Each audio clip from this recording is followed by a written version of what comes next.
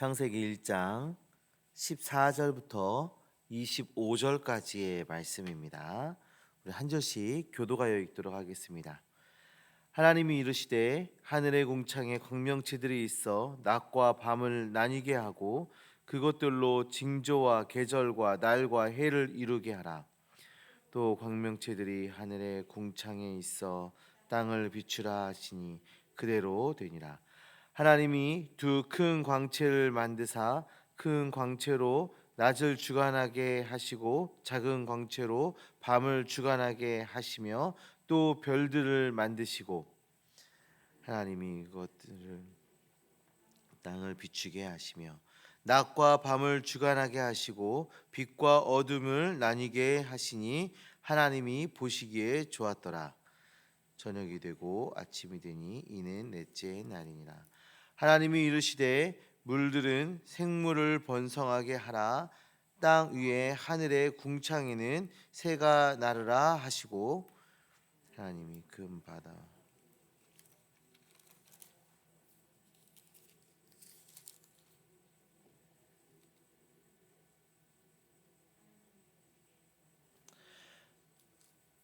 하나님이 그들에게 복을 주시며 이르시되 생육하고 번성하여 여러 바닷물에 충만하라. 새들도 땅에 번성하라 하시니라. 저녁이 되고 아침이 되니 이는 다섯째 날이니라. 하나님이 이르시되 땅은 생물을 그 종류대로 내되 가축과 기는 것과 땅의 짐승을 종류대로 내라 하시니 그대로 되니라. 하나님이 땅의 짐승을 그 종류대로 가축을 그 종류대로 땅에 기는 모든 것을 그 종류대로 만드시니 하나님이 보시기에 좋았더라. 아멘. 살아계신 하나님의 말씀입니다. 성도님들, 오늘 우리는 창조의 넷째 날부터 여섯째 날에 이르는 장엄한 기록을 마주하게 됩니다. 칼빈은 이 세상을 가리켜서 하나님의 영광이 드러나는 극장이다라고 불렀습니다. 하나님께서는 관객이자 주인공인 인간을 이 극장에 초대하기 전 6일 동안 완벽한 그 무대를 만들어 주셨습니다. 창세기 1장의 구조는 매우 정교한 대칭 구조를 가지고 있는데요. 1일부터 3일은 형태가 없는 곳에 틀을 만드시는 창조의 과정이었고 4일부터 6일은 비어있는 그 틀 안에 내용을 채우는 그런 장면입니다. 오늘 본문은 바로 그 채우심의 과정인 것이죠. 하나님은 공허한 우주에 생명을 불어넣으시며 하나님의 주권이 통치하는 나라를 건설하고 계십니다. 이 말씀을 통해 우리 하나님의 공허를 채우시는 우리 인생의 공허를 채우시는 하나님의 세밀한 섭리를 발견하시길 바랍니다. 자, 넷째 날입니다. 넷째 날은 시간의 통치자를 세우십니다. 자, 넷째 날은 하나님이 해와 달과 별을 만드세요. 여기에서 우리가 확인해야 할 것이 있습니다. 당시 고대 근동의 국가들은 해, 달, 별을 신으로 숭배했어요. 그러나 성경은 이들이 신이 아님을 분명하게 드러내고 있어요. 이들은 광명체, 즉 전등과 같은 도구들이라고 성경이 부르고 있지요. 그리고 해와 달의 역할이 무엇입니까? 이 세상을 밝혀주는 것 말고 14절을 보시면 계절을 알려줍니다. 여기서 나오는 이 계절은 단순히 봄, 여름, 가을, 겨울이 아니라 정해진 절기를 뜻하는 거거든요. 즉 하나님은 인간이 하나님을 예배할 예배의 시간표로 해와 달을 창조하셨다라는 거예요. 해와 달의 그 주기를 보면서 이날 하나님을 예배해야 하고 또 이날 하나님을 예배해야 됨을 알려주고 계신 거예요. 해와 달은 우상으로 섬길 것이 아니라 하나님의 주권적인 시간을 알려주는 도구일 뿐인 것입니다. 성도님들, 우리의 시간은 우연히 흐르는 것이 아닙니다. 하나님의 주권 아래에 있는 것이에요.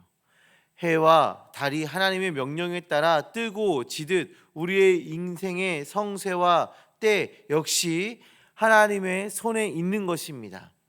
우상을 의지하지 말고 시간을 주관하시는 창조주께 우리의 삶을 내어 맡기시기를 소망합니다.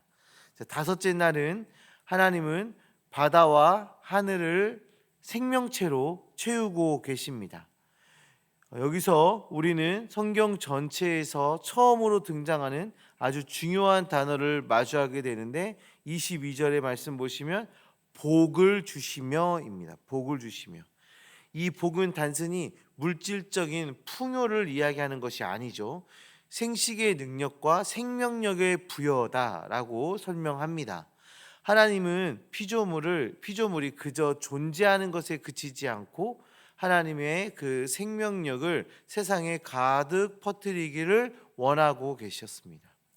성도님들, 하나님의 생명을 사랑하시는 하나님은 생명을 사랑하시는 분이십니다.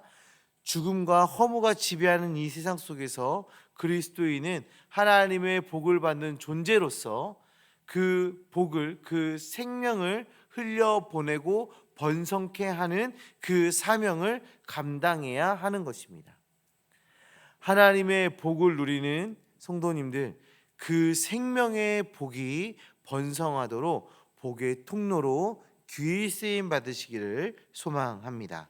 자, 여섯째 날 전반부는 하나님은 땅의 짐승들을 만드십니다. 여기서 반복되는 표현은 그 종류대로입니다. 그 종류대로. 하나님의 창조 세계는 이렇게 질서가 있는 세계입니다. 혼합과 혼란이 아니라 각기 고유의 목적과 그 자리를 부여받게 되는 것입니다. 이런 하나님의 질서는 우리에게도 적용이 됩니다. 그래서 하나님께서는 각자에게 종류대로 그 은사와 소명을 허락해 주십니다. 우리 각자에게 허락하신 하나님의 계획은 그 삶으로 하나님께 영광을 돌리게 하셨습니다. 성도님들, 남을 부러워하며 나의 부족함으로 좌절할 필요가 없어요. 지금 우리는 하나님의 영광을 위해서 살아가고 있기 때문입니다.